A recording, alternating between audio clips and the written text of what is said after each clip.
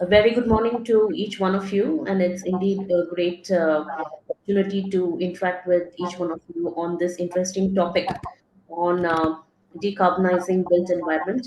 My name is Surya. I'm part of the TI Bangalore startup organization, and we are glad to have your participation to this fantastic topic on decarbonizing built environment, which is organized by Matrix Forum, an initiative of TI Bangalore. A little bit of TI. TI is an organization that is of the entrepreneur, for the entrepreneur, and by the entrepreneur. It's a not-for-profit venture devoted to entrepreneurs in all industries at all stages, from incubation throughout the entrepreneurial life cycle. It has about 61 chapters across 15 countries. I'm now elated to invite Harry Guinness, the head of Net Zero Strategy at Greenhouse. The Greenhouse has a partnership with the City of Sydney and New South Wales government, which has a 10-year partnership. They support the climate tech startups based in the New South Wales. Thai Matrix Forum is elated to partner with the Greenhouse for the Climate Tech Initiative. This is the first of the series that we intend to have. It is also my pleasure to invite Shom Shubhrapal Chaudhary, who is popularly known as Shom, the co-founder and partner at Deep Tech Bharat Innovation Fund. He's also the ex-managing director and the co-founder and leadership team of Time Matrix Forum. And the fact that we have all been working together to build Time Matrix Forum for the past 10 years. So welcome, Shom. I would like you to take over the lead. Thank you. Great. Thank you, Surya. So thank you for coming in for the first India-Australia Climate Tech Forum webinar. I just wanted to give you guys a brief history, a bit of a background about Matrix Forum and what this initiative of this Climate Tech Forum is all about. So Matrix Forum is a think tank initiative of TIE. It mentors, evangelizes, and engages around 3,000 plus startups across the country.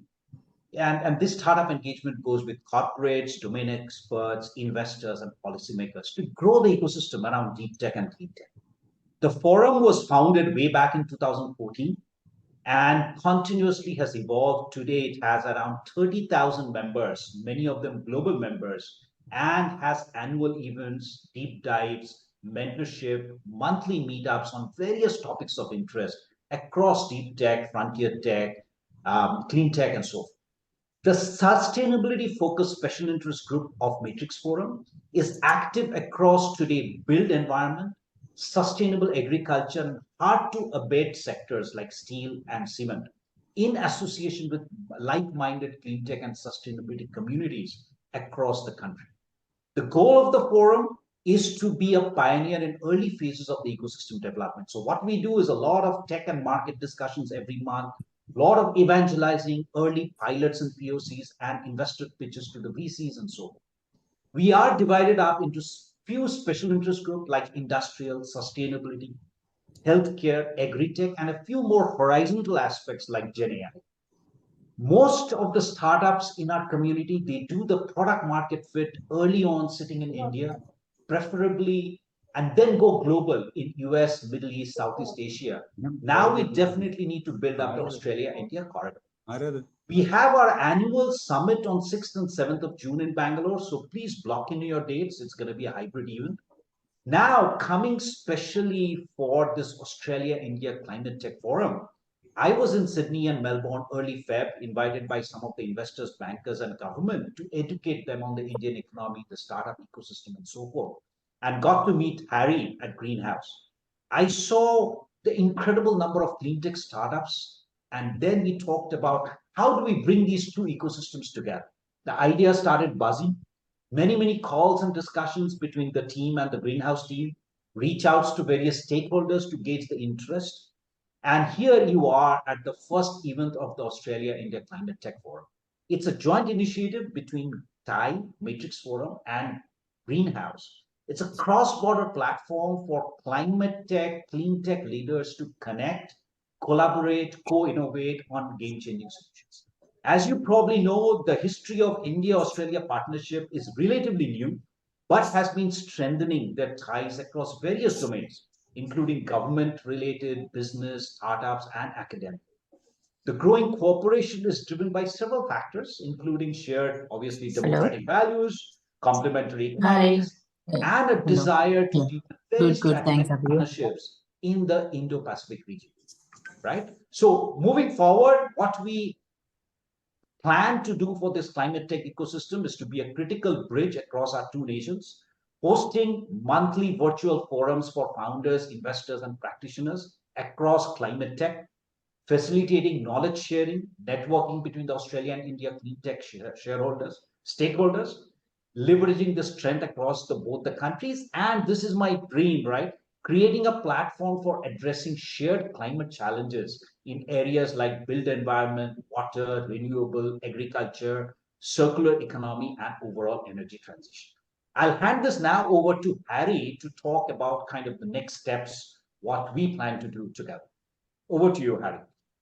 Thank you, Shom. I really appreciate that generous introduction, and thank you so much for talking about the origins of how this network has come about and the important role that we hope it plays in driving economic outcomes, climate outcomes, and even, frankly, geostrategic outcomes for Australia and India as our two nations focus more intently on economic and strategic cooperation.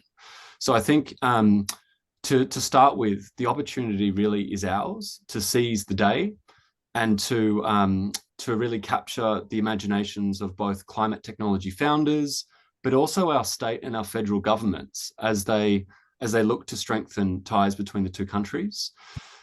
Greenhouse ourselves are interested in this as a distinct market opportunity for Australian climate technology founders. And of course, India and South Asia will be a growing source of emissions over the coming decades. So in many senses, in many respects, we're all in this together. For this reason, we're really excited to see where the collaboration will take us. Some areas of obvious complementarity include climate adaptation, including fire, drought, and flood mitigation and water management, renewable energy storage and smart grid integration technologies, and decarbonizing transport and heavy industry.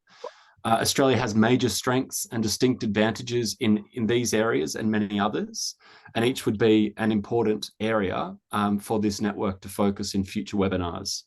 In parallel to webinars, really we're curious about where this network could go, and we really want to listen to the views of participants today and in future. Some questions for our audience today are whether we should be considering exploring delegations of investors and founders to visit the two countries, hosting collaboration events to encourage commercial partnerships between tech founders and customers, or using Greenhouse and a base in India or Bangalore as a platform for visiting founders. So really, we're excited to see where this takes us, and we would like everyone's feedback. If you're happy to complete the post-webinar form today, we'll be taking that survey very seriously. So thank you for participating, and we look forward to next steps.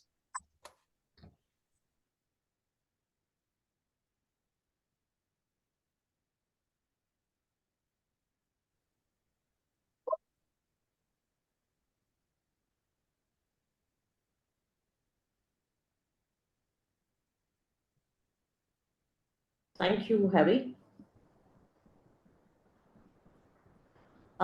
It is now an honor to introduce Arundhati, the moderator of this session.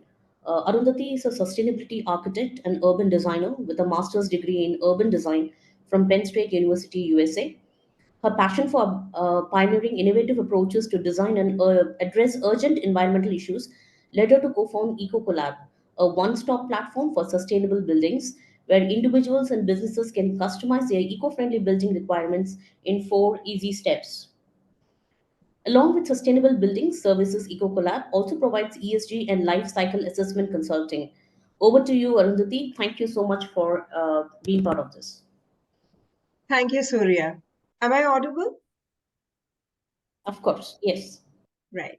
So, dear all, I'm delighted to welcome you to the first India-Australia Climate Tech Forum session, bringing together key players from both countries to forge new partnerships and charter a path forward towards climate action. Over the course of today's webinar, we will hear from an esteemed array of thought leaders across the climate tech ecosystem, from pioneering startups to investment and green building institutions, from sustainability-focused large corporations to few other eminent speakers. Their insights will shed light on emerging trends, challenges, and opportunities in developing solutions for decarbonization and resilience. Dear panelists, thank you for your time and joining us today. As I announce your names, please do introduce yourselves. Malini Dutt. Hello, I'm Malini Dutt. I represent the state government of New South Wales of Australia in India as the Trade and Investment Commissioner, and I'm based out of Mumbai. Great. Sameer Sinha.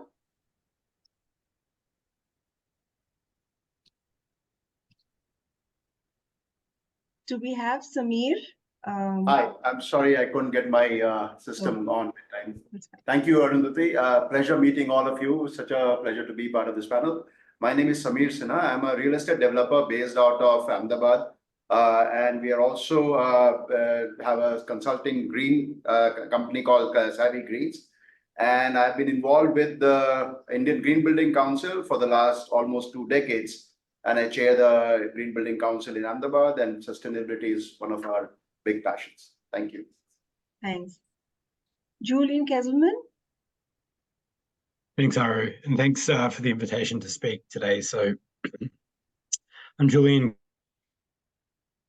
Taronga Ventures. So we're a venture capital group based primarily in Sydney.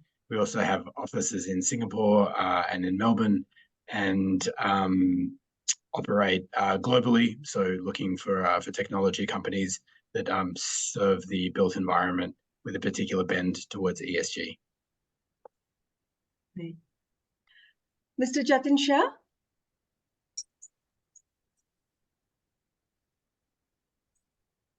You might be on mute, Jatin, if you could just check once.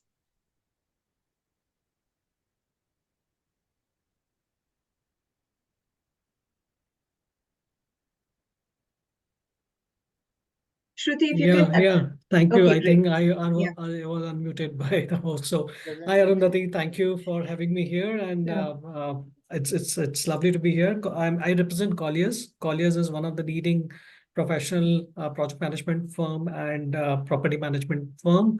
We are present in 65 countries with about 18,000 people. In India, we are about 3,000 strong and present in 18 cities. And like any other companies, we are heavily invested on ESG, and that's where, I mean, thanks for having me here. More to talk when the time comes. Thank you. Thanks. Philip Keogan. Good morning. Thanks for the invite as well. I'm the Chief Commercial Officer for Wattwatchers, and spend most of my time looking at the growth of the business, both across markets, which includes the property sector, but also countries. And we have a very keen interest in India. As a company, Wattwatchers, we're an Australian-owned, designed and manufactured energy tech platform. And we're now, into our scale-up growth stage over here and in other overseas countries. No excuses. We are energy data nerds. We have loads of energy data. I'm sorry, may I request the audiences to mute themselves? Sorry, Philip, over to you. I was explaining that I'm an energy data nerd. So we've got loads of energy data that we capture, and we certainly believe that every decarbonisation journey starts and finishes with data. And our firm belief is if you don't measure it, you can't manage it. Absolutely. So true. Thanks, Philip. And Ganesh, over to you. Ganesh Shankar. Thanks so much, Arundhati. I'm Ganesh Shankar, founder and CEO of Lakshyan Technologies. We are a water intelligence platform. Just like as Philip said, if you don't measure, you can't manage. We work in the space of water by doing that and building intelligence on top of it. Just want to add that we are a great beneficiary of among hundreds of startups supported by TIE Bangalore Matrix Forum in this technology journey and entrepreneurial journey. I should thank Soman, Tiaran and others for giving the great support in this journey. Thanks, Ganesh. Over to you, Kyle. Kyle Bulto. Hi there, I'm Kyle. I'm the CEO and founder of OmiGo. So we do e-mobility for big buildings. So what that means is we make buildings, whether they're new buildings or old buildings, ready for electric vehicles, electric bikes, charging, how to make that all work within the built environment. We see two big themes coming together, which is the electrification of transport and sustainability in buildings coming together. So our role is to make that a beautiful customer experience, but also a really positive outcome for the building and for the ESG impact that we can create. Thanks. Thank you all panelists for the lovely introductions. Now we will head over to our question and answers and our discussions, which the audience have been eagerly waiting for. So Malini, the first question to you would be, as the Trade and Investment Commissioner of NSW Investment, can you share your thoughts on the startup hubs and synergies that you see with Australia's Green Building Councils and Australian Built Environment? Thank you, Arundhati. Our role as the outfit of Investment New South Wales, which is the economic development, the Australian government here. What we do is bring together innovative Australian technology into India, and we are helping India in their energy transition journey as well. Just yesterday, I got back from the office opening of one such company who's opened a factory in Chakan. Their solution has got nothing to do with built environment. It was more in the space. But such are the wins, through our outfit that we are seeing in India. And I think there's a lot of transition route that each country has undertaken. Specifically with respect to built environment, now there is an initiative called the Every Building Counts initiative that is jointly authored by the Green Building Council of Australia and the Property Council of Australia. And it outlines a very clear pathway to achieve net zero carbon buildings by 2030. The main objective, of course, is to reduce carbon emissions associated with buildings in Australia. And just for your information, from the emissions impact perspective, buildings currently contribute to almost half of the electricity consumption of Australia. So that's how crucial the sector is. And their operations alone, it's a huge energy guzzling sector. One of the recommendations is, and the approach that has been adopted is that Every Building Counts initiative presents 75 policy recommendations developed through a comprehensive assessment of global and local policies and programs. So this is where a lot of inputs have been undertaken. And a roadmap has been designed which will provide a very practical plan of lowering emissions and delivering practical savings in the built environment. So from a collaboration perspective, I've outlined GBCA, the Council of Australia and Property Council. These are the two entities that have come together. We are looking at hubs like Greenhouse, who do this facilitation work very well and are also our ally, the New South Wales government's ally back in Australia. In fact, when Mr. Som recently was talking about his trip to Australia and he mentioned Sydney, we were able to, introduce him to Harry, and he does such a wonderful job because he's so well with the stakeholders back in Australia. So yeah, I wouldn't go very far than to, call out to Green partner for us to bring the together. Right. Thanks, Malini. It was interesting that you mentioned that the operational energy footprint, or rather consumption, is almost 50%. And we in EcoCollab also try and minimize operational building efficiency by focusing on embodied carbon. So during construction, what is it that we can do which will enhance building performance going forward? So without further ado, I would now move on to Samir. So as the chairman of IGBC and council member of CIIM Dibad, what are your observations in the evolution of demand of green building voluntary certifications, both IGBC, ECBC?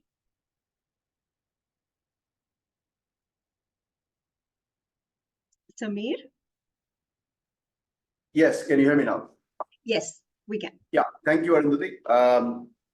The green building industry in India is actually being driven a lot by policy. Indian government is one of the few governments in the world which is actually very progressive and actually is a step ahead of the developers. If you look at the GDCR, which is the governing regulation across cities, most of the GDCRs across country are very progressive on sustainability. And a lot of the mandate now for at least new construction is already driven by the sustainability agenda. Secondly, I feel that there is a lot of green funding which is coming into the country, and a lot of the large commercial development is motivated to go green because the funding is mandating that the development be green. A lot of the logistics space, a lot of the warehousing space, a lot of the commercial real estate that is being built is being developed green because there's a huge demand from the funding sector.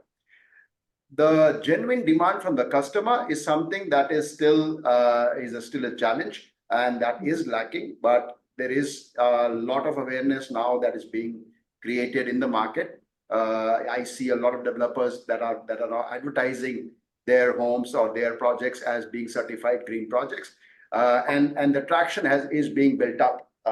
Is there enough? Not yet. I'm sure there's a lot of awareness to be built, and so there is a long way to go. But it's extremely encouraging, and I feel that the younger developers of the country, the younger generation, are far more committed to sustainable development than old timers like me. And I think the future is very, very robust.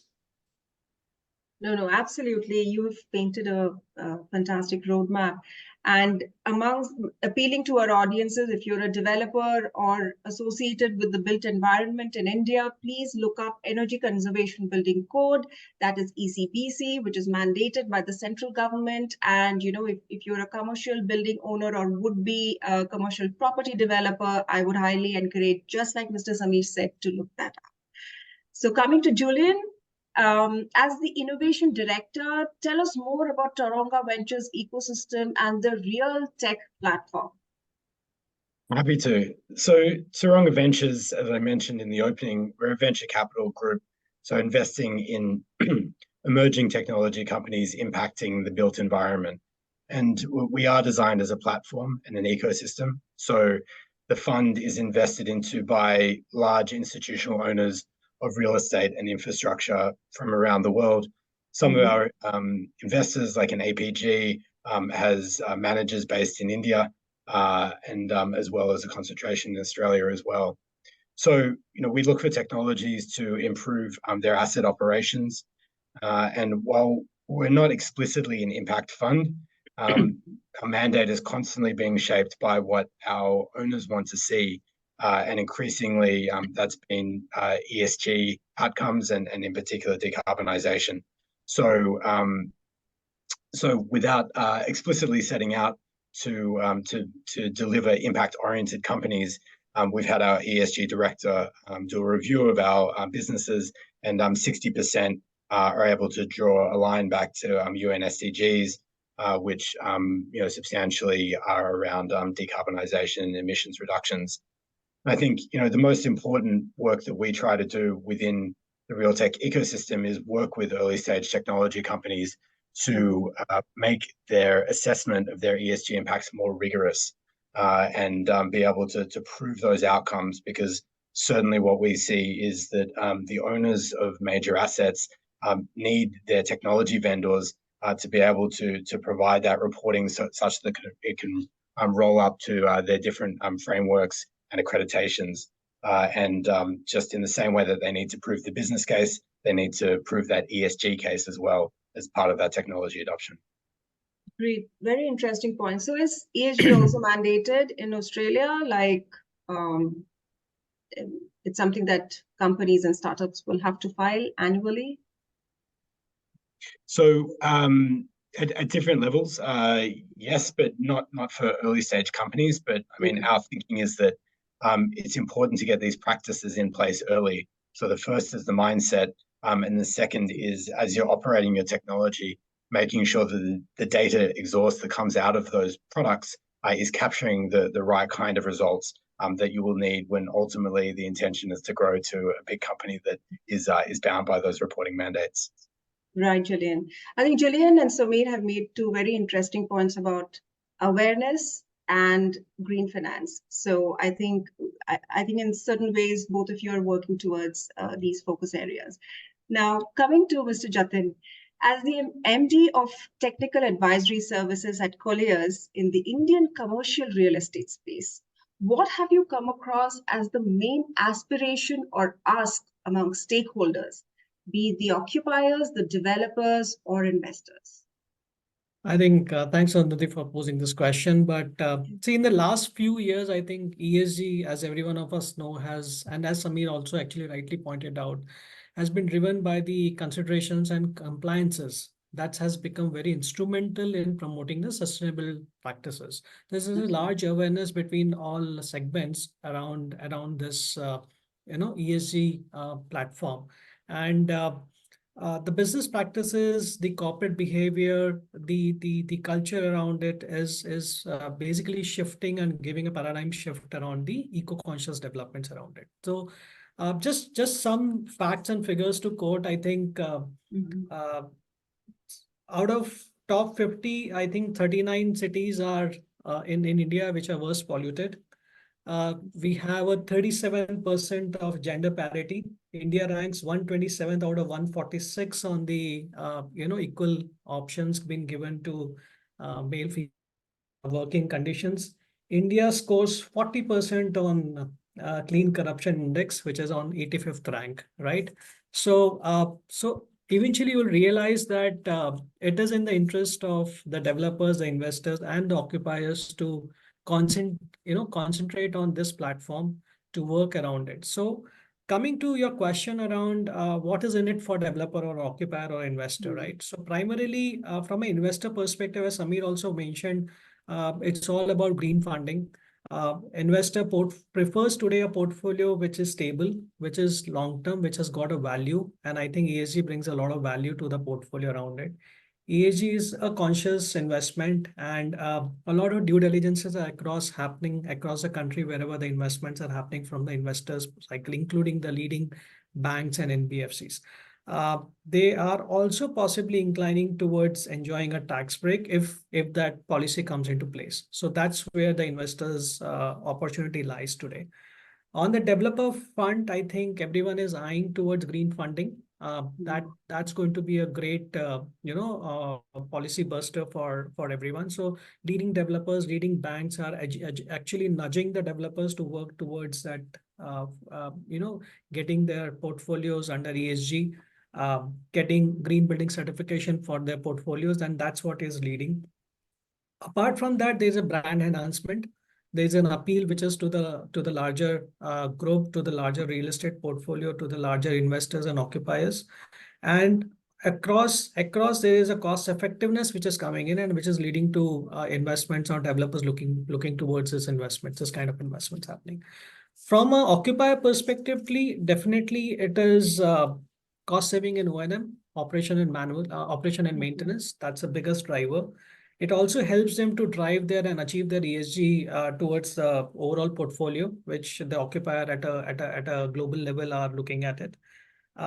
It promotes well-being for the employees, and that's the biggest factor, because today every employee is aware of what is well-being. It's not just in the books it's left. Everyone knows what is well-being. Everyone knows about what should be the AQI, etc. And especially in India, we know about it. And every year we face this in Delhi with at least 4 or 5 lockdowns happening because of AQI qualities. So, and of course, aligning of the corporate social responsibility. So overall, this is what everyone has it, and just open for discussions and points on this aspect. So yeah, back to you, Arundhati.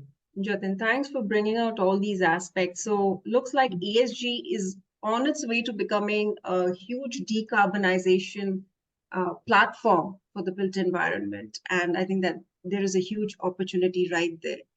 So now coming to Philip, as the Chief Commercial Officer of Wattwatchers, please tell us more about the technologies and the solutions that are leading Australian property groups. Sure. So from our perspective, I mean, our main area is energy data management technology. And we are seeing, and Wattwatchers has been in the market, for a decade, we're seeing a huge uptick in the Australian property sector adopting not just our technology, but similar technologies to help them in their decarbonisation journey. Just to give a bit of context, so Wattwatchers, we manufacture a very small sub-metering device that can monitor up to 6 electrical circuits per device. And we're capturing electrical data at that site in near real time. So we're capturing it every 30 seconds. And then we're sending that back into our cloud infrastructure. And then that data gets presented to the building owner or facilities manager, or indeed the tenant or the investor, because there's many stakeholders that are interested in this energy data information. And we can present that through our dashboard, Energy Plus, or in fact, with an API, we can integrate that into any other reporting dashboard that the building operator might be using. So it's quite a flexible solution. And what we're seeing is a pull for this type of technology, primarily around baselining. So fully understanding at a comprehensive level what energy consumption looks like at a particular site. And then that is being integrated into critical reporting requirements such as Neighbours, Green Star, and GREB, very similar to the Indian energy efficiency reporting requirements. The sorts of companies we're working with range from people like Charter Hall, ESR, Bearings, Logos, PGIM, 5 Capital. We're seeing a big pull into large industrial sites who are looking to achieve reporting. But what's also interesting is not necessarily just the property owners pulling that in, but facility management groups are also looking at this type of technology to roll that across their customers and their portfolios. So we're working with people like Jones Lang LaSalle, who are actually opening up conversations for us in India, which is fantastic, and people like CBRE as well. But what we're also seeing is it's pushing down into the construction phase. So we're also working with people like Lang O'Rourke that use the technology to monitor energy consumption during the whole construction phase, which could be 2 to 4 years. And then that's getting pushed down into the supply chain, into the construction organizations. So we're being deployed by people like Coates and Kennards that will do rentals into the construction environment. And going even further back, it's being deployed at mining companies. So we're working with people like CRN Mining. So we're almost building up this whole carbon embodiment energy data stack. And yeah, that's the pull we're seeing over here.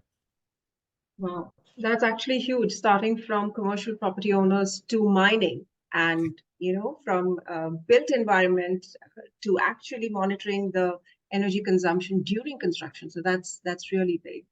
Thanks. And over to you, Ganesh. See, as the founder and CEO of Fluxion, please tell us about your startup journey from convincing few clients about water conservation to saving billions of liters for your clientele and then going international.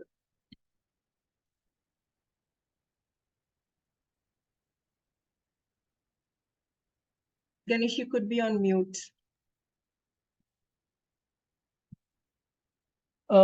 Sorry, there's a bit of stability in the internet. Thank you so much for asking this question, Arundhati. Yeah, I think as you know that we have been in this space for in the water management for about 5-6 years now. And yeah, I should say we were all over the place initially, to be honest. When I started out, we didn't identify the beachhead. Fortunately, we were part of some ecosystem that which we got the right mentoring, including supported by TAG Bangalore, Matrix Forum, and others, right? And where we started focusing on one sector at a time, one vertical at a time. Like, for example, we started working with dairy sector because they consume for 1 million liter of milk produced, they consume, they're not supposed to consume more than 1 million liter of water. That's a statutory, this one, right? I mean, and then we were able to understand all the dairies would require this, and we ended up acquiring more and more dairies. So what we decided next was what is the adjacent sector to dairy, right?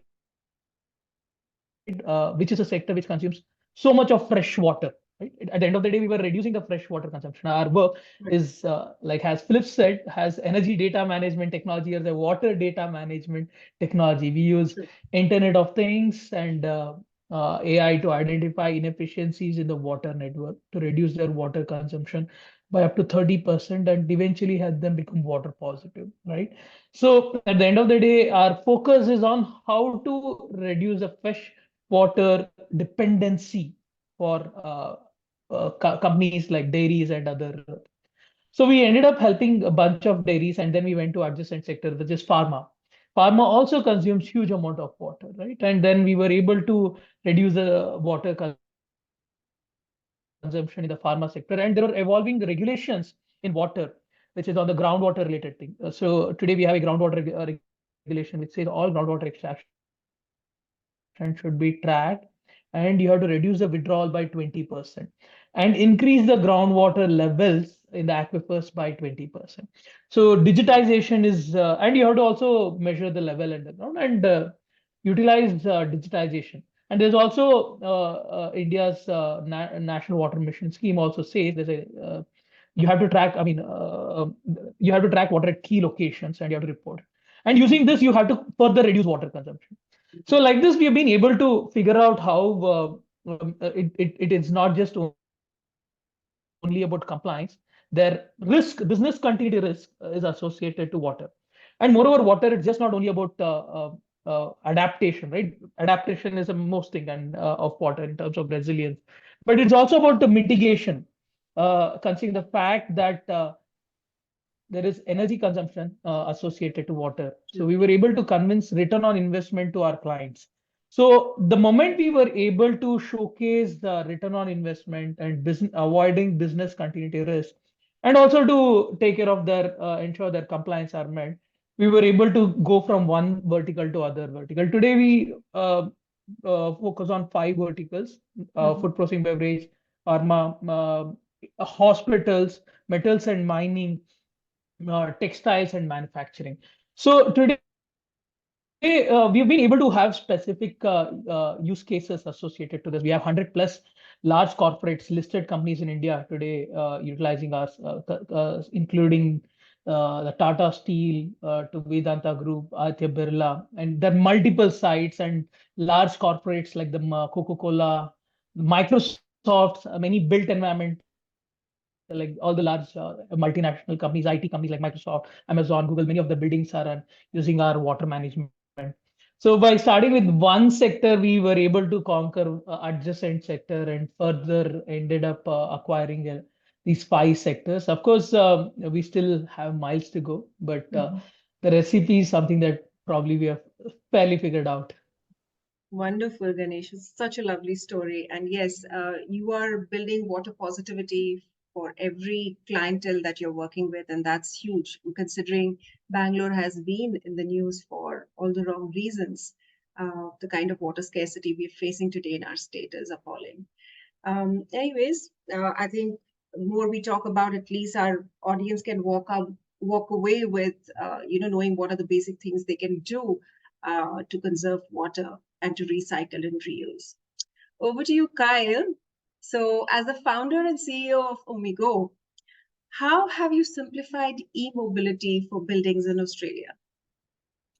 Okay, thanks so much. So there's 2 big things happening in the world at the same time. So mobility is transitioning to electric, and the built environment is trying to work out how does it perform better in an ESG environment. We see both of those worlds colliding. At the end of the day, most vehicles are parked in the bottom of big buildings, and electric vehicles pose specific challenges around how they get charged and how they're used. So what we're trying to do and what we're doing with a lot of the big developers in Australia and some of the big commercial properties is we've created a platform, a software platform, that helps those big buildings put e-mobility in the bottom of those buildings. Now we have 4 specific things that we are able to offer in those buildings. So we can put shared electric vehicles, and in most of our buildings, we put Teslas in the bottom of those buildings and enable those Teslas to be rented by the residents and tenants of that building only. So private version of car share for electric vehicles. We also do the same thing with e-bikes. And then probably the biggest challenge at the moment across the world, and certainly in our market, is how do electric vehicles get charged inside a building? Most buildings weren't built with electric vehicle charging in mind. So there are some very significant engineering challenges to make that happen. And then subsequent to that are the plethora of e-bikes and e-mobility devices, micro-mobility they're called, that are starting to be accommodated in big buildings.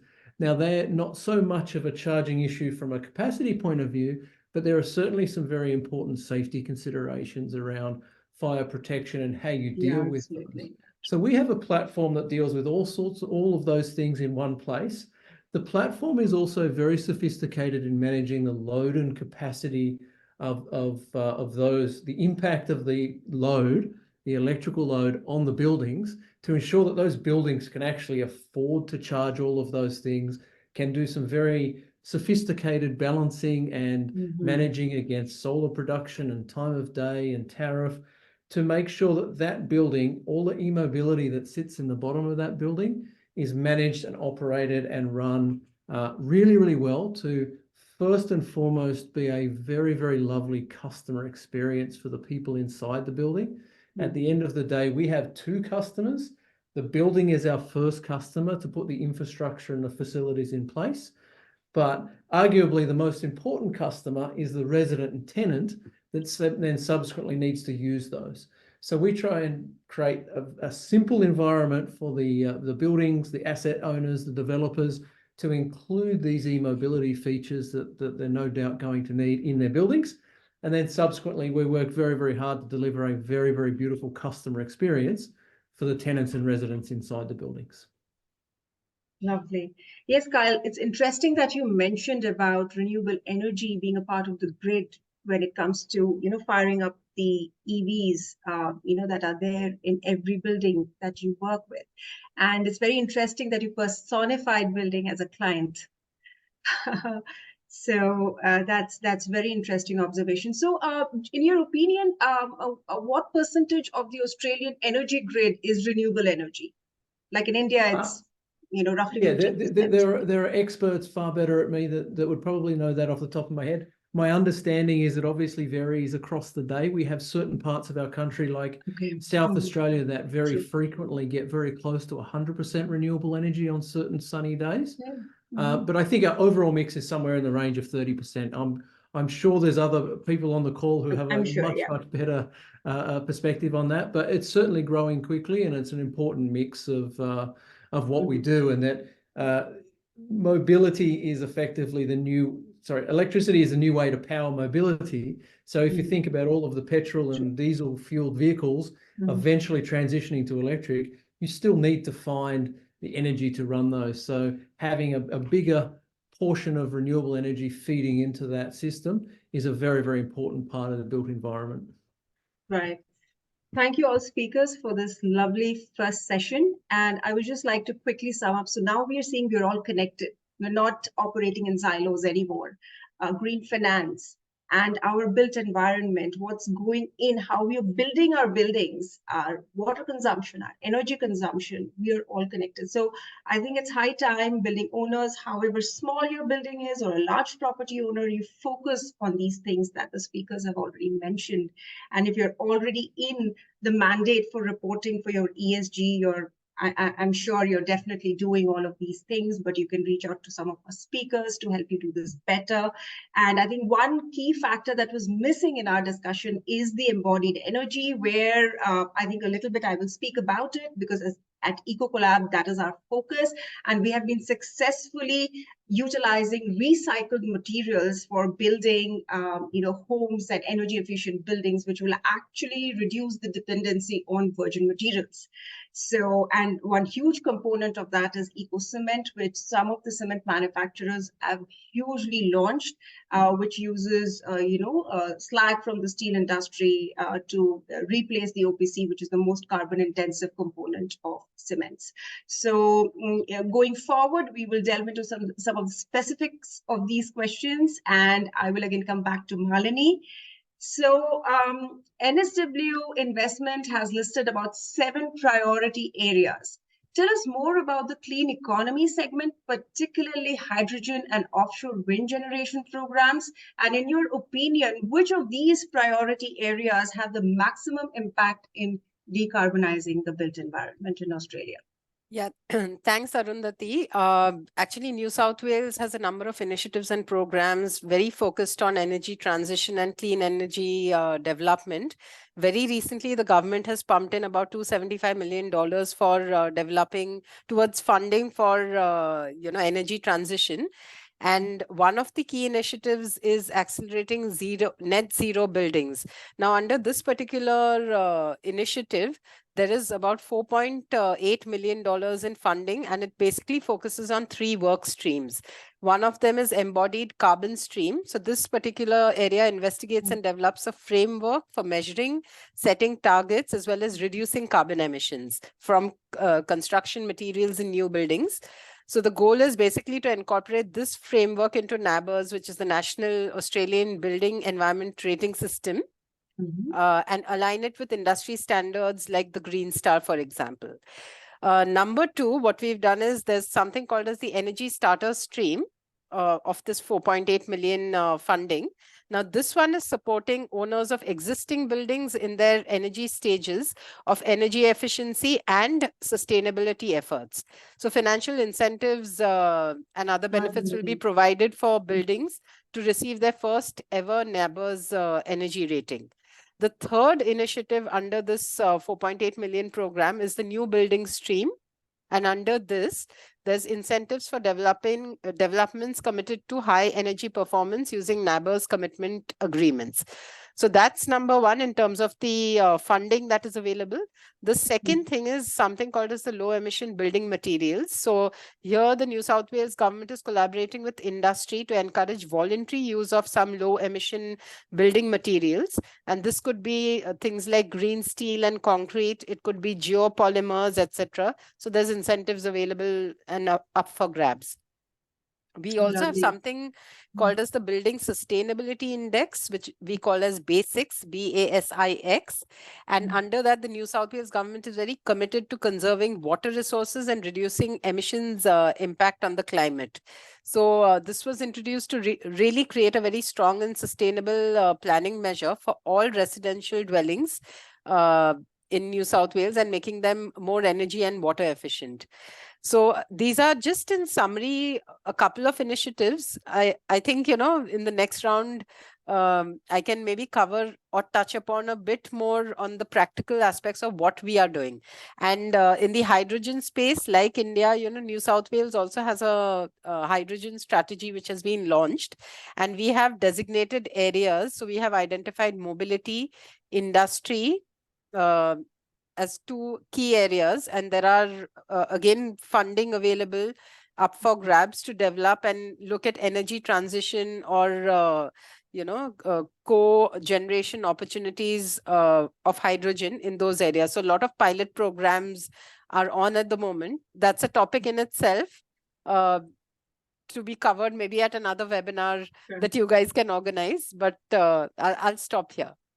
Okay, thanks, Malini. This was, very insightful thoughts and, action-oriented work that NSW is doing with the Australian government.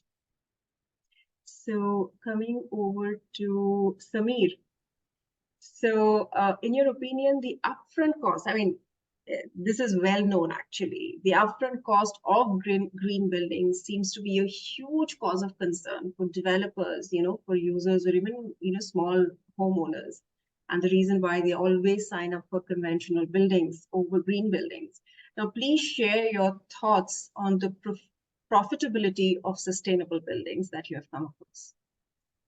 I'm so glad you touched upon this, Arundhati. This is one of my pet peeves. And you have been part of some of the presentations I've made on this. I've spent the last 10 years talking about it, and this is changing every day. But I can assure you that this is one of the biggest myths. There is no extra cost of green. There is no additional cost to building green. It's actually one of the biggest myths that we need to shatter. And I have an entire presentation that you've seen some of that is that the cost of building green today, like I said, that's why I began with the premise that the government is 2 steps ahead of us. If you are making a green building in India today, there is no additional cost to it. There's actually, you'll have to make an extra effort to build non-green, because most cities do not allow for non-sustainable development. I'll give you one example. Red bricks, clay bricks are banned in India. Not only are they banned, they are more expensive than fly ash bricks. So you would have to make an effort to actually buy red bricks, which is more expensive to make a red brick building. So it is, and this is again one of the very small examples. The challenge, Arundhati, that the reason this is being conceived so differently is that we have a very myopic view at the cost of a building. We only look at the cost of designing and fabrication of a building. We do not look at the value that the building creates. We do not look at the ecosystem that happens as a result of that gets created as a result of this building. The businesses thrive in these buildings. That is where the GDP of the country resides, is within these buildings. So why is it that we don't look at the impact that it creates on that built environment? And why do we only look at the cost of fabricating of the building? And I can get on to this in detail probably in the second part, but green buildings, also one of the challenges is that we do not look at the life cycle of the building. We only look at the capital cost. The developers in India, majority of the developers still only build and sell and move out. They do not operate, or they are not engaged in operating the building. The true benefit of sustainable development comes over the years. And from my own building examples, I can tell you that the HVAC, the air conditioning cost in a green building is almost 40% to 50% lower than a conventional building, which results in almost 8 to 10 rupees a square foot savings per square foot, just in terms of air conditioning cost, which can be sometimes as high as 20 to 30% of the rental cost. And this is just air conditioning. There's so much savings in water and built materials and carbon and all of that. And not even touched upon the cost of the occupancy, the cost of savings or efficiency. And probably we can talk about that in the next segment. But yes, there's a misconception on the cost of green. It is not true that it is more expensive to build green. It's cheaper to build green today. And it's far more beneficial to the developer, to the occupant, to the environment, to the business ecosystem. So where is this challenge at all? I don't see this debate at all existing today anymore. Right. Very powerful statements, and great. You're actually making a case that to build conventional or the business as usual model is slowly becoming more and more expensive. And I completely resonate with you on this, Samir. You mentioned about the red bricks being banned because of the bhatti, the furnaces that they're burnt in. It's just not sustainable anymore, and we have wonderful alternatives out there. I would also like to mention CACB, which is compressed stabilized earth blocks, which is made with excavated soil, which otherwise gets dumped into lakes. And Bangalore has a very unique problem of losing lakes, and I think Ganesh is has talked about it in several forums. So yeah, I would like to appeal to the audience and say that if you're a commercial property owner, a landowner, and you're looking for building, please delve into how you can build sustainably, because your building is going to last from today and another 50, 60 years. So it needs to perform at its standard, which is far more demanding than the predecessors. So and if you need resources, I will at later point give you some downloadable resources that we have curated on EcoCollab. But you can definitely reach out to any of our speakers if you're looking to build green and you really don't know where to start. So now coming to Julian, tell us more about your recent ESG impact showcase, and how it was demonstrated that lowering emissions can actually drive higher profits. So there are certainly a few examples of that. I mean, I might like to just pick up on some of Samir's comments and on our view in the Australian context. I mean, I certainly agree that it is possible to build green as on comparative pricing or on the design approach and the technology approach. However, this view is not commonplace in industry, and unfortunately, most of the construction sector and developers here in Australia are rather mercenary when it comes to looking at new approaches and greener approaches in building construction margins in Australia are low single digits. So anything that is even perceived to have a cost premium often strikes out that technology, and that's a challenge for a lot of our technology groups. But it's certainly possible, right? And I think, I can give you a couple of examples from our ESG impact program, which is an innovation program that seeks to bring together technology companies that can deliver ESG outcomes for owners and operators. So look, a very simple example is a battery out of Hong Kong that we invested into called Amped Energy, which directly replaces diesel generators on construction sites. And so depending on the market and the price of diesel, there's potentially a 30% saving purely economically. And then on top of that, there's the embodied carbon impacts, there's the health and safety impacts from the noise reductions and noxious gases. And even the batteries themselves can run completely whisper quiet. So you can run sites later at night in very restricted markets and actually get a longer construction period, which is a really significant impact. So something like that is a no-brainer. It's quite easy to bring in because the clear cost differential is there. Something a little bit more complicated, and I think, Melanie, you were talking about low carbon concrete. So we've invested into a Canadian company called Carbon Cure that injects waste CO2 from industry into the cement batching process. And that CO2 then calcifies, makes a stronger concrete. So you need less cement to make the same amount of concrete. Thereby, there's a bit of an abatement factor there. Technology like that tends to be roughly cost neutral because you're replacing more expensive cement with other products, sand, aggregate, fly ash, as you were talking about. When it's cost neutral, it's not as easy a decision, right? Because there's the perceived technology risk, even though this company is operating globally in 700 plants and has built airports and infrastructure and high-rise facilities.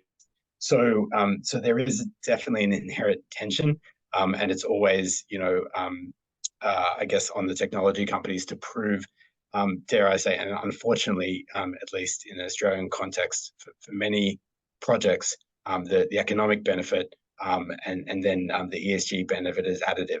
I wish it would be the other way around, but it's certainly, in many cases, what we see. Lovely.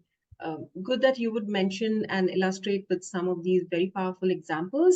And I already see, synergies happening between Samir and Julian, because you both are kind of complementing each other's thought processes in this webinar. Now, next, coming over to Jatin. How does Colliers strategize ESG within the company and for customers to deliver effective green solutions and strategies? Thanks. I think we need to start back at the home. So what we started at Colliers was, this is going to be fourth year. In 2023, we came out with a global impact report. And we also, as Philip mentioned, if you're not able to measure anything, then it's just at a policy level. So this year, we measured internally within our offices. So scope 1 emissions, actually have increased in our offices by 137%. And it's purely, I think it's largely more data reporting, more work from office culture, which we kind of enforce within our organization. But scope 2, we have reduced by 27% to about 2,205, TCO2.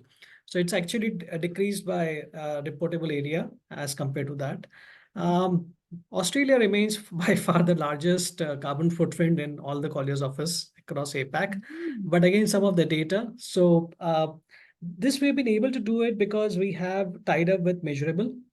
We are now tracking all the scope emission data on that. We are, as everyone mentioned, we are talking about how to reduce this across electrical consumption within our offices, how to control our transportations, etc., etc. And these are two prime factors where our total emission of 4249 is what we are at the APAC level, is what the next step is going to be to report and bring it down. So consciously, a good thing is we have realized it. over the last 3 years. We are invested on it with a task force across APAC on an environmental task force. Coming to the development across the country, just a point fact that if we are to achieve by 2070 a net zero, I think it's a larger goal for the country. Close to about 300 or 350 million square feet of grade A stack is available for retrofitting. And that's a big opportunity or a big market or a big driving factor for all of us here on the call. So this is only in India, in the large 5 or 6 cities and across the country. Of that, about 110 million square feet is available for e-upgrades. When I say e-upgrades, there is environmentally conscious upgrades related to certifications, related to measurements on energy consumptions, related to all the other parameters, where this 110 million square feet is a big number again. Even if all of us work together, it's going to be very difficult for us to service all our clients. So it's a big thing for us. At Colliers, what we started consciously doing is that since we run a large project management and occupier services as an industry we cater to. So we start right from the pre-construction phase of the project. And when I say pre-construction, it's like helping first to identify whether the building is in a right stack for an investor, or asking the developer to figure out that what are the steps he or she should take to ensure they fall into a category of environmental conscious building or a built environment. So we work along with our consultants. We guide them.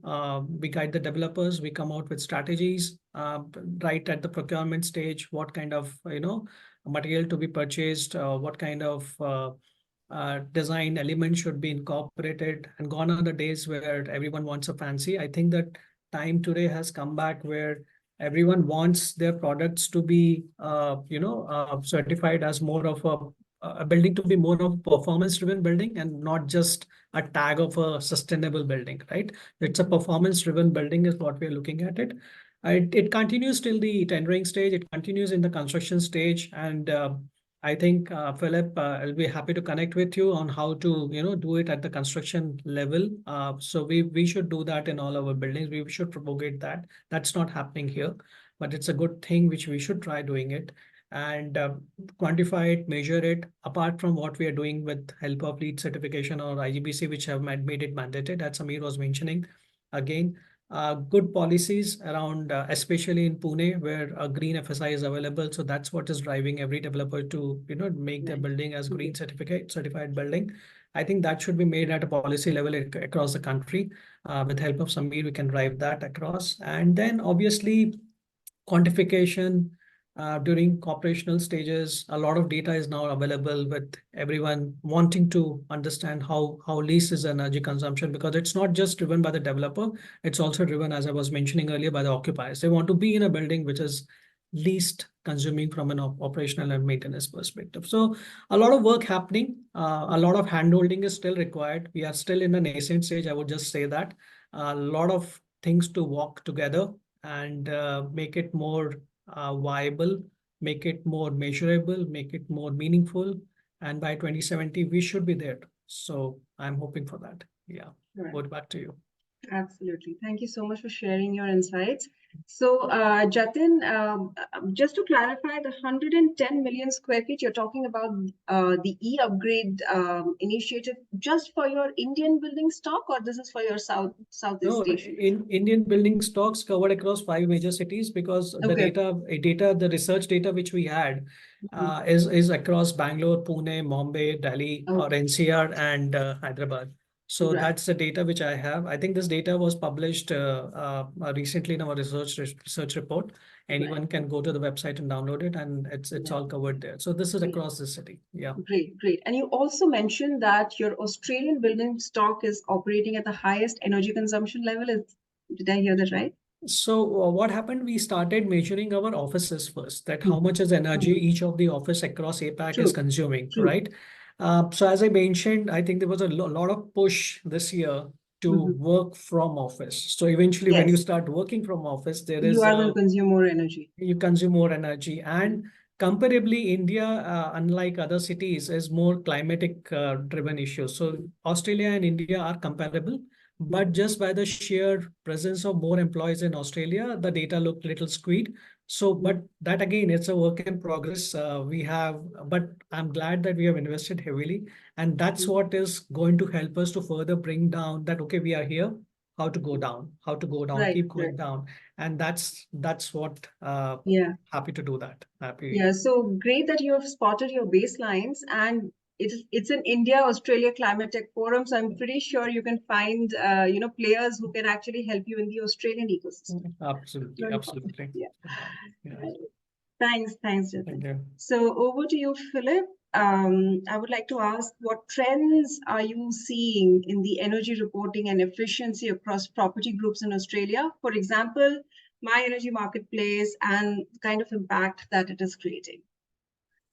Yes, thanks. I think sort of picking up on some of the themes that Jatin was mentioning, and much like the Indian context, where the push for energy reporting is being driven by the Indian Green Building Council and the Energy Conservation Building Code, Australian property groups have similar reporting requirements, and so they're looking to implement solutions like ours that help them achieve higher levels of energy efficiency ratings.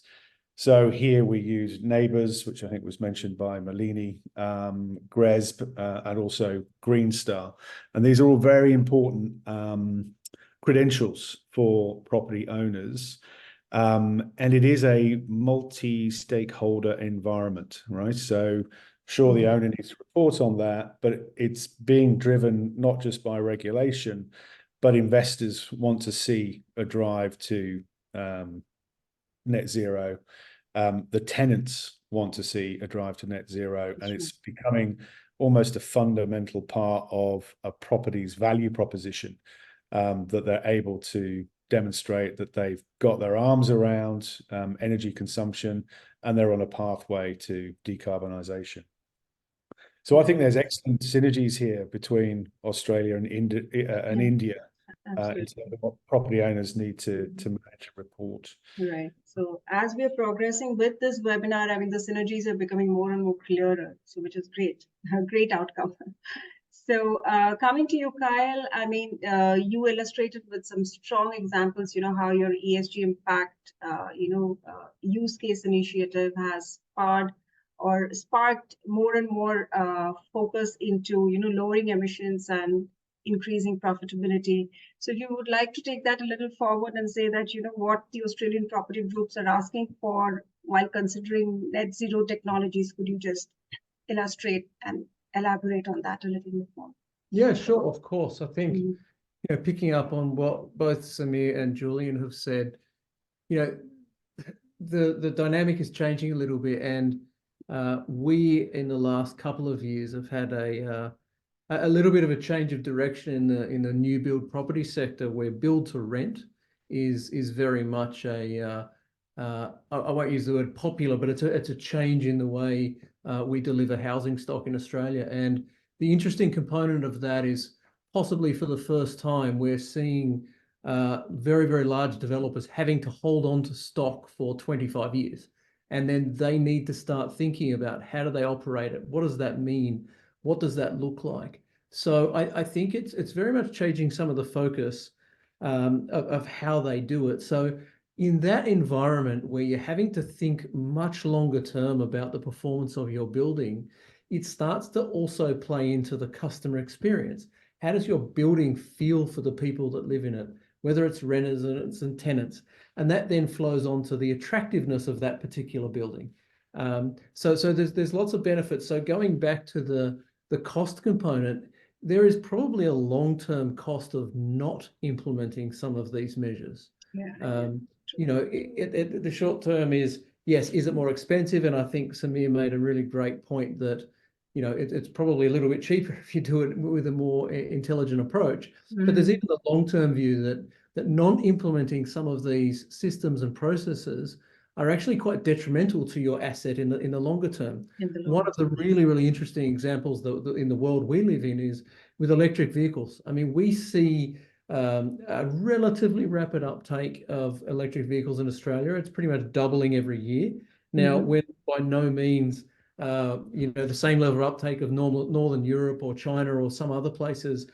But what's very interesting is that as we go through the design and specification phase of these new buildings, people are building them with the technology of the day in mind. And what that means is we've had circumstances where brand new buildings, beautiful, 40-story, $200 million buildings are built without any consideration whatsoever for the changing dynamic inside the mobility sector. So what that means is all of a sudden a brand new building has retrofit problems to accommodate these things, and this is something that will cost many millions of dollars more to deal with after the fact than it would have had you considered that early on. So I think it's in a rapidly changing technology environment, you do need to look that little bit further ahead, and it's actually about creating sort of those smart solutions to understand what's coming in the future.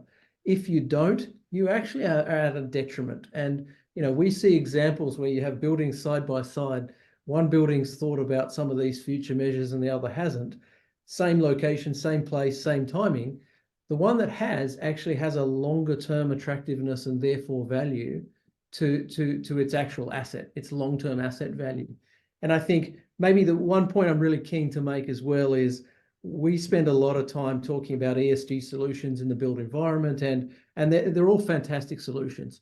But the one thing that I really try and remind people as much as we can is it's great to put solutions in place for the building, for the asset owner, etc. But at the end of the day, ESG can't be at the sacrifice of the resident experience, the tenant experience, the operation of the building. We don't need to make huge sacrifices in comfort and reliability to get the ESG outcomes. We need to consider both the user experience and the ESG outcome in parallel to create the best solutions moving forward. And I think for us, when we're building our solutions, we think about the ESG impact, the cost impact, the cost benefit to the client being the building. But all good solutions, whether they're ESG or any other technology, need to be great solutions for the users and the residents and the tenants to use to then create that flywheel that people want them more and more. Right. Wonderful. Thanks, Kyle. Now going over to Ganesh, I think the entire discussion of the second round was, anybody who has a land and has an opportunity to build cannot be myopic and build just for today, because it will be so much more expensive just to make it relevant for the next 50 years. So Ganesh, coming to you, we all know there is a deep nexus between energy and water. Can you explain this? And what is the carbon footprint of water? So as I talk to you, Arundhati, we are getting water from almost 150 kilometers today, right, in Bangalore, River Kaveri. So there is, it is Asia's largest lifting operation. So yeah. So there's so much of energy spent in pumping water from, and also Bangalore is at a higher altitude. Yeah, exactly. So there's so much of energy associated in pumping, purifying, and water treatment before we get. And on top of that, if you consider apartment or various places, various buildings, there's also pumped further up and you store it, and various other energy related operation happens. And moreover, if you consider many industries and other facilities, there's water utilized not just for drinking. You think it is also for chilling, boiling. So there's indirectly water, there's so much of energy that goes into water. And there's also chemicals that go into water, that is additional cost. So basically, energy by itself, it is said almost like, and then after that, it doesn't end there. After the entire water is utilized, it goes into the sewage treatment plant if it is human waste, and it goes to effluent treatment plant if it is chemicals, industrial, laundry and other things, right, if you consider. So there's again energy utilized in it. So it said that the total energy cost, I mean, it's almost like 10 to 20 times on an average times the cost of water itself in buildings, the total energy associated cost and equivalent footprint. So it is very important to understand the overall value chain of water when we are consuming. I'm just talking about Bangalore and India, right? If you assume you're in a place where there is a lot of I mean desalination happening. So desalination takes 22 times more energy compared to getting water from fresh water sources. So there is further energy footprint associated over and beyond what I mentioned. So there is definitely a strong nexus, and unfortunately, the energy cost or carbon emission associated to wastage of water or misutilization of water is below the radar. I mean, if there's a water getting wasted, nobody ever comes to know how much was the energy associated to it, right? So that way, I think I always keep saying, right, just like how water as a liquid is transparent and clear, we should make the data of water and associated carbon footprint, other things transparent and clear. If you don't do that, then you'll not be able to know how is it affecting the environment at large. So water is one of that area which falls under the Venn diagram where there's an intersection of both climate change adaptation, because you're talking about resilience, right? And mitigation, because there's so much of energy and various other utilization happening, and the wastage of this would lead to. So yeah, I think as I said, it depends on where you're consuming the water and how much you're consuming. Obviously, if you're using a lot of rainwater harvesting, that has the lowest path from like getting water from 150 kilometers, you're getting on the rooftop and you're utilizing. So so there has to be even when you're implementing water related initiatives, you have to look into what's the net energy footprint. So can you use nature-based solution to do even wastewater treatment, right? There are companies which do STPs which are nature-based. So that doesn't consume energy as much as some of the other. So the choices that we make should not just be from one, of course, conservation is important. The second thing is about the energy footprint associated to water has to be looked into it. So that's my thought on it. And over and beyond, it's just, I mean, I don't want to see that from a carbon tunnel vision. I mean, if you don't treat the water properly, it affects the aquifer, it affects the surface body sources, and further energy is spent in treating that, which requires even more. So treating this water at the source can save a lot of hassles, both from health consideration and the I mean, the community health and other, and also the total energy associated. I mean, if you're pushing all the wastewater that you're consuming into the metros, I mean, India's, I mean, city-wide municipality sewage treatment, it's costs so much of energy associated to it. There's few hacks even without things like the chemicals that we use in our houses can, if you go with organic, you are further reducing the energy. So there's something completely unconnected, we think, has some way connected to energy associated, like using things that break down much easily is compounds like organic substitute to cleaning and things like that. Yeah, I mean, we can always have a special another discussion on this, but yeah, these are some. True, absolutely agree. But yeah, these are some of my points. Right. Thanks, Ganesh. I resonate completely with what you've shared today. Just to demystify this for our audience, we would say that if you're not managing and treating the water at source, whatever is landing on your site, your surface water, trough, and you're not harnessing that, you're not feeding it back to your aquifers, then this is a very myopic vision going forward for your facility.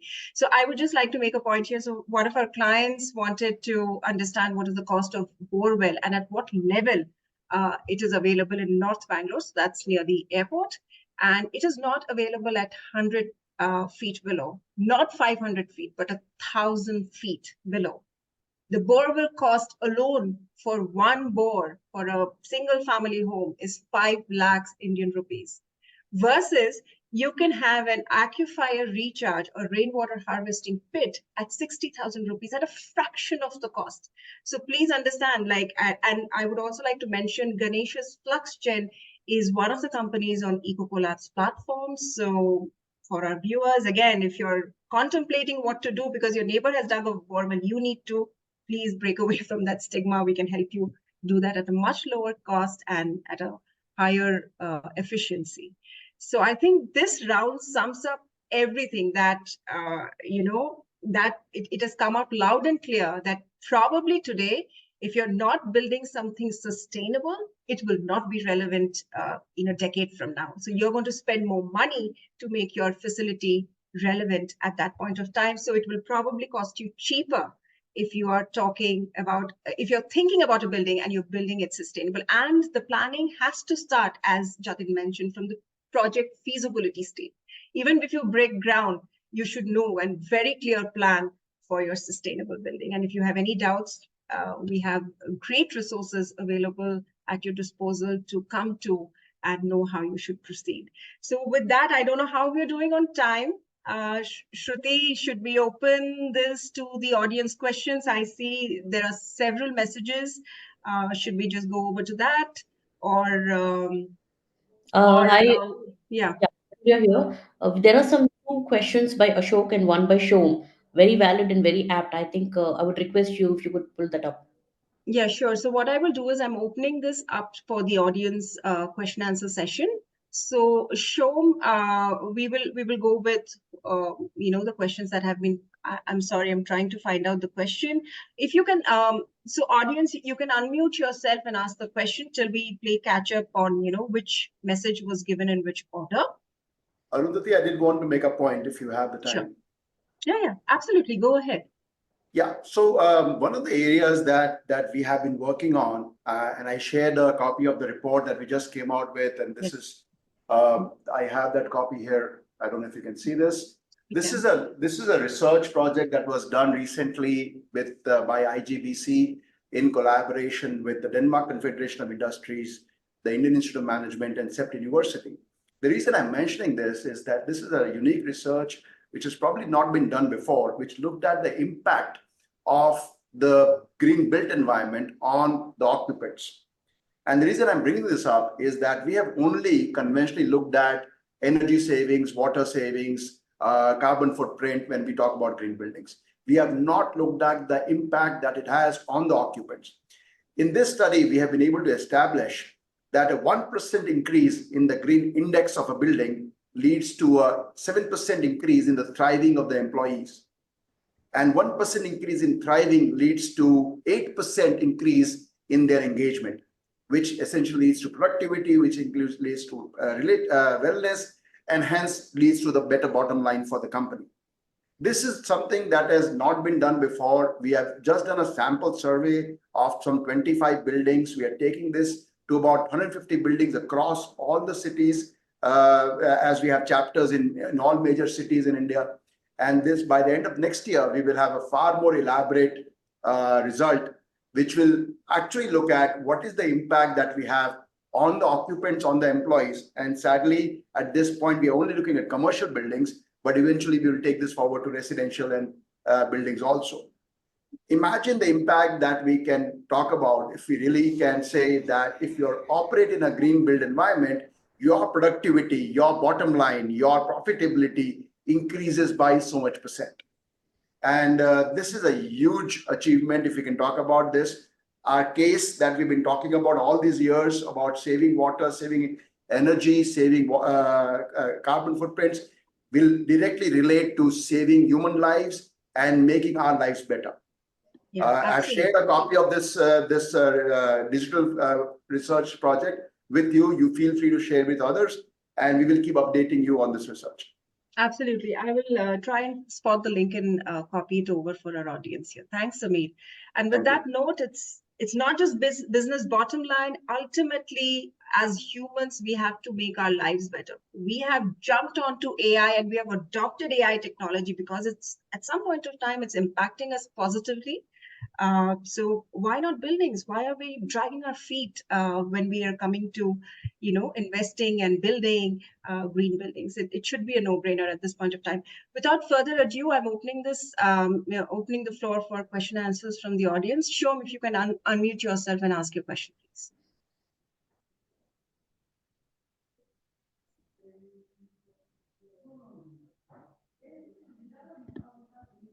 Shom, are you there? I think since we are a little just 5 minutes to go, the question which Shom has put in here is, what opportunities do you see cross border? Ganesh, what help do you need to enter Australia in your domain? That question is for Yeah, you. Yeah. Yeah, I've actually mentioned in the chat as well. I think this is a great opportunity to collaborate. Would like to connect with everybody in the panel. Been getting LinkedIn connects as well. So look forward to connect. And so one of the things that we are looking at is how do we actually enter a market like Australia through partnerships, right? And existing players. And likewise, we have 100 plus leading customers in India. How we can bring in Australian startups to service our customers in India, large corporates which have hundreds of sites or tens of sites. We are already. So I think in both ways that one, we would like to partner with folks from Australia who Australian startups to work with us. And we would also like to see how we can enter and save water and associated energy, various other costs associated to it. So that would be my take and looking forward to connect with everybody. Yeah. Yeah, I think my question was more to all the startups in the forum, right, including kind of Philip and Kyle as well. And while I see opportunities for, on both sides, I mean, Kyle and Philip, is India market an opportunity that you have explored or looking to explore? And a question for Malini, how can we facilitate these kind of, I'm hoping that with this discussion today, some of these interactions and so forth will immediately start. But Malini, thoughts about how we can, scale this up a bit more as well, besides these regular monthly meetups on very specific topics. Well, I'm happy to answer the first question. I mean, we are very interested to explore the opportunities in India. Through this discussion, I think we've certainly identified an enormous amount of similarity and synergy where we can bring, some of the learnings from Australia, some of the technologies from Australia across to India, and vice versa. And we, do operate, and we have, projects in many overseas countries. And it would be great, I think, to, identify partnerships to help us access the Indian market. As I mentioned, we are doing some work with JLL, but that's not exhaustive in any way. We'd be very keen to explore a lot more how we could participate in the Indian market. So yes, very, very interested.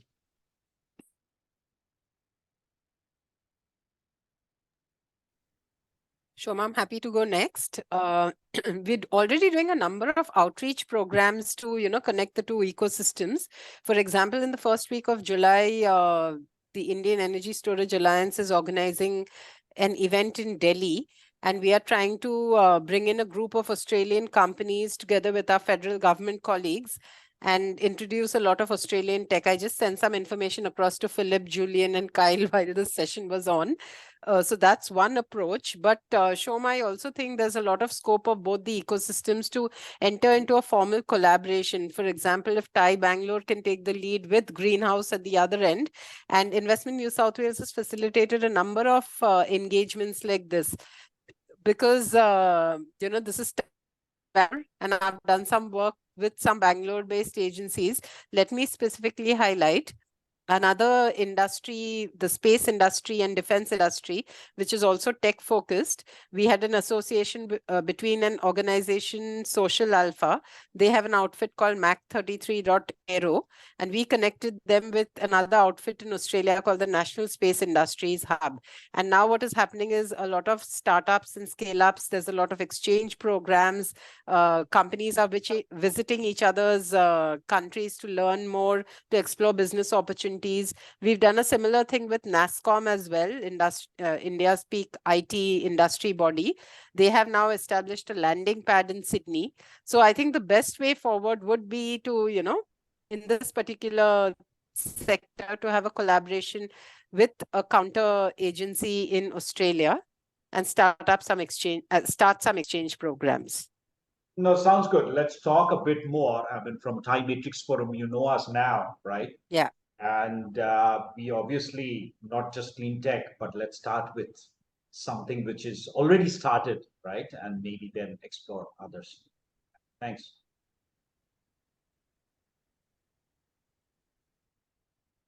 Okay.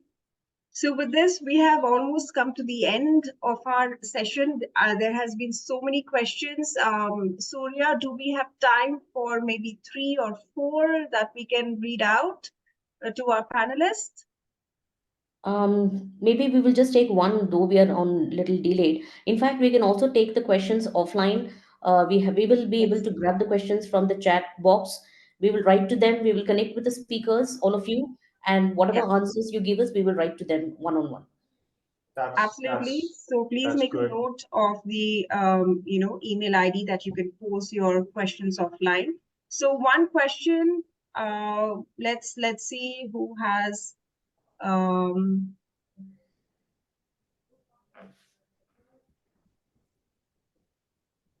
Ashok, I think, was one of the first audiences to ask questions. So here we go. Few myths. Green is fashionable. Want versus need. Can it be expensive? But it's for the rich. Your take on how a startup busts these myths. So Ashok is asking to any particular panelist. I mean, anybody who wants to answer this question, please go ahead.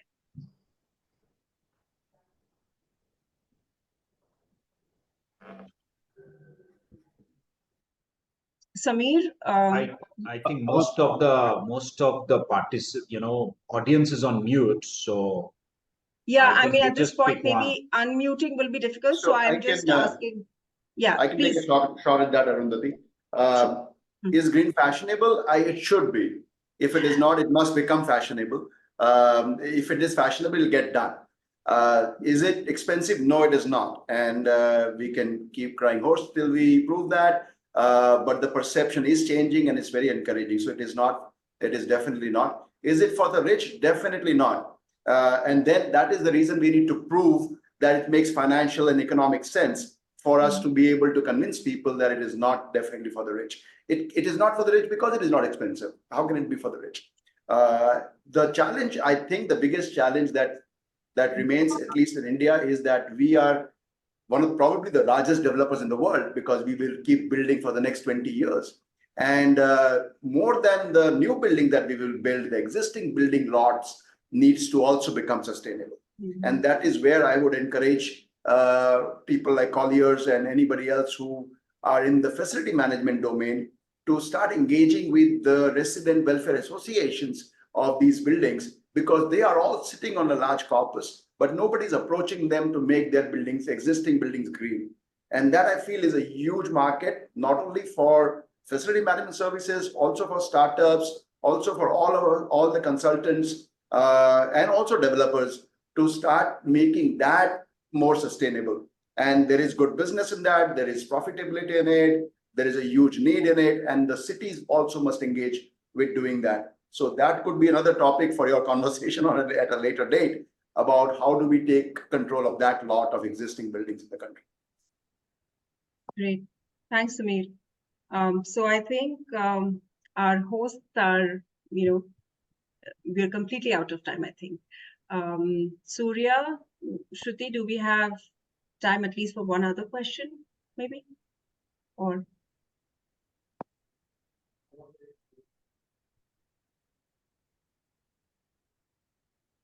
Okay, Well, let's go ahead. Let's go ahead. okay, one last question. So, Sangeet, I'm just reading out your question. So, how does one convince the citizens, especially in India, to use new materials that will assist the environment and themselves? How can we make this a convincing case? Any panelist? It's directed to anybody who can. This is about building materials, recycled building materials from recycled content. Sameer, Jatin.